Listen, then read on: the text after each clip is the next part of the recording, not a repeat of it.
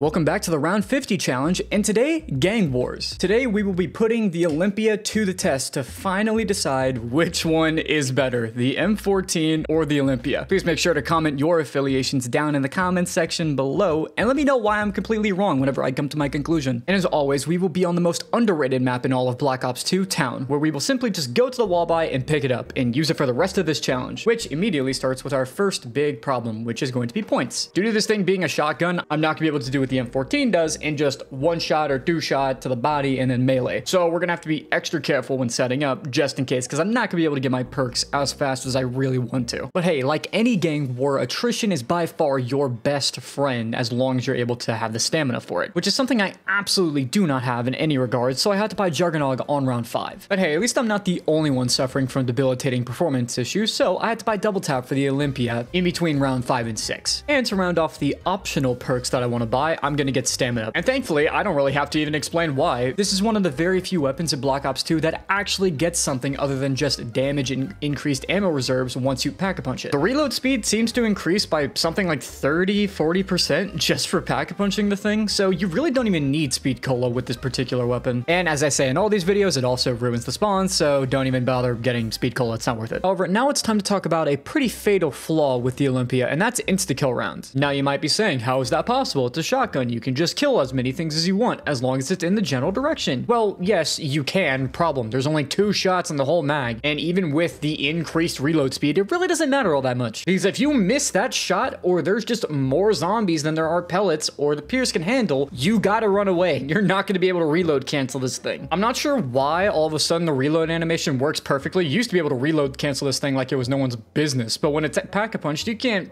reload cancel this thing at all. It really sucks. 5 points for the M14, I suppose. But hey, something the M14 can do is hit like an absolute truck. This thing is still one shot even on round 22.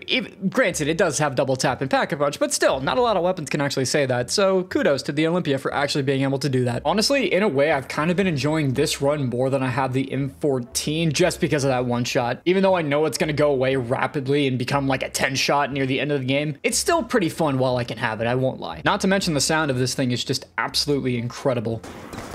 And speaking of sound, if you guys could go down and hit that like, subscribe, and that bell notification, that would be fantastic. Oh, and also make sure you guys comment which weapon you want me to do next. The highest rated comment will be my next round 50. Granted, there have been a few of you that have been making headway in some of the worst possible weapons I could have possibly imagined. But yeah, if you guys could please do that, that would be amazingly appreciated. And on round 25, because you know we have to flex just a tad bit on the channel, we're gonna go ahead and pick up our quick revive. I was feeling so confident with the Olympia, I just decided, you know what, I might as well just go for that little subtle flex. It's the neat little things, you know? Which is why as soon as I went to bed on round 35, and I ended my recording for some stupid reason instead of just pausing it, I not only reset the timer, but I also lost my entire game audio for some reason. Because, of course it would, of course it would. Why wouldn't it? There's always something that goes terribly wrong during these videos, whether it be an unexpected down or just technical issues out the wazoo, because why wouldn't it be? Thankfully, I had to literally waste an hour of my time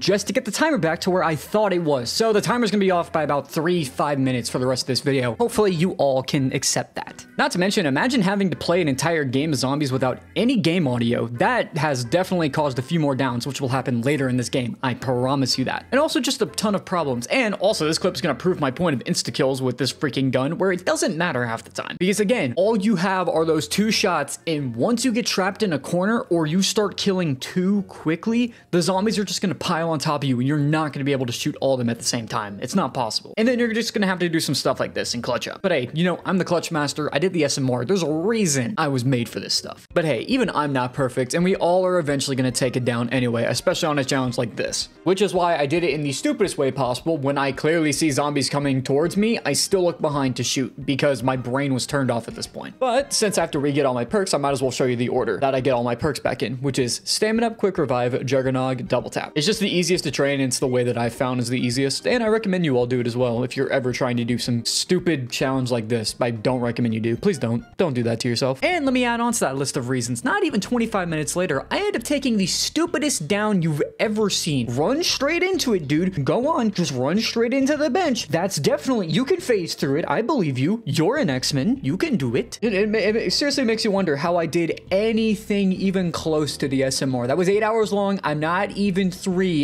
I'm like barely 3 hours into this one, and I'm doing mistakes like that. Like, what am I doing? Come on. Oh, and here's the best part. Not only am I losing brain cells trying to do this challenge, the game is also losing brain cells trying to do this challenge for me. Look at this. That is not the recording. That was the game itself. Completely froze for a good half second. I don't know how this happened. Nothing glitched out. There was no error code. Just cut. Strip, no, we've had enough. Let me take a break. I'm so lucky that didn't happen when I was back there trying to train up those zombies. That would have been disastrous. And honestly, beyond this point, the challenge doesn't really expand any further. This is kind of the limit of where you're able to go. So I think now we go to live Indy whenever the game was actually going on and see what he thinks. And honestly, looking back at this footage, I really should have lost, and you'll see why. I have committed the true cardinal sin in every single form it could possibly take. Ugh. I'll tell you what, the hardest part about this so far is the fact I've been playing since round 37 without any game audio.